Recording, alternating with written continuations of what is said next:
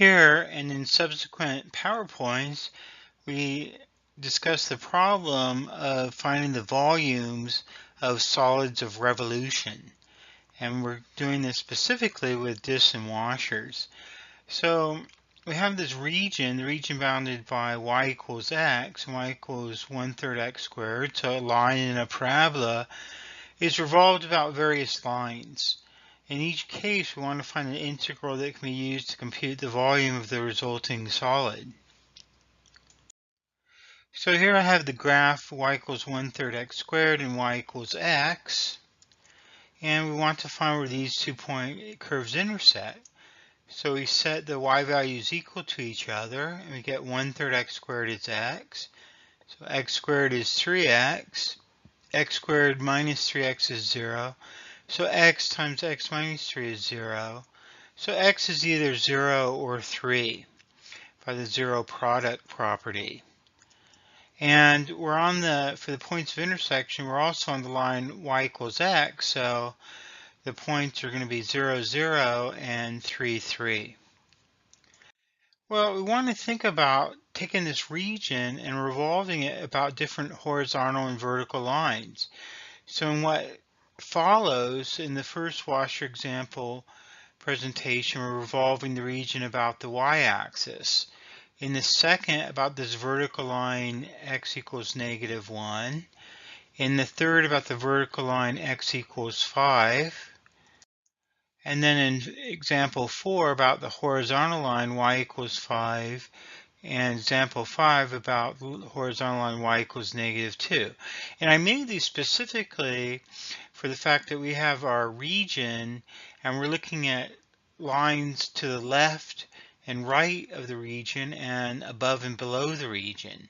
So if I'm trying to figure out something like this for a different problem, what I want to do is think about the location of the region and the horizontal or vertical line we're revolving about.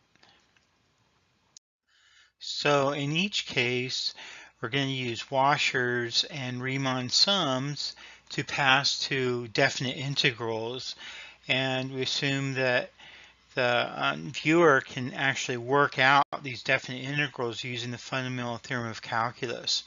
So here's a typical washer. It has an inner radius, an outer radius, and a thickness.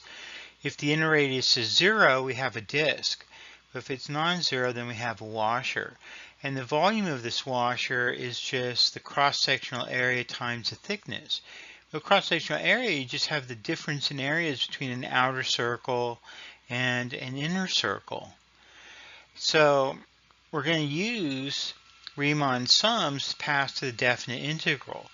So in these Riemann sums, as they're called, I'm going to assume f is continuous, and you might recall from Calc 1 that what you do is divide up the interval from a to b into n subintervals, and the x sub I star, that's just some point in the ith subinterval. Could be the left endpoint, could be the right endpoint, could be the midpoint. These sample points on the intervals are my x sub I stars. And by definition, then this becomes this definite integral here. So basically what I'm doing in these presentations is finding out what these Riemann sums look like. And then once I have the Riemann sums, I'm passing to this definite integral like so. And then again, it's a different topic how you evaluate these definite integrals, but they're not that difficult. So there is a little bit of redundancy in the PowerPoints as I wanted each of them to stand alone. So I hope you enjoy them. Thank you.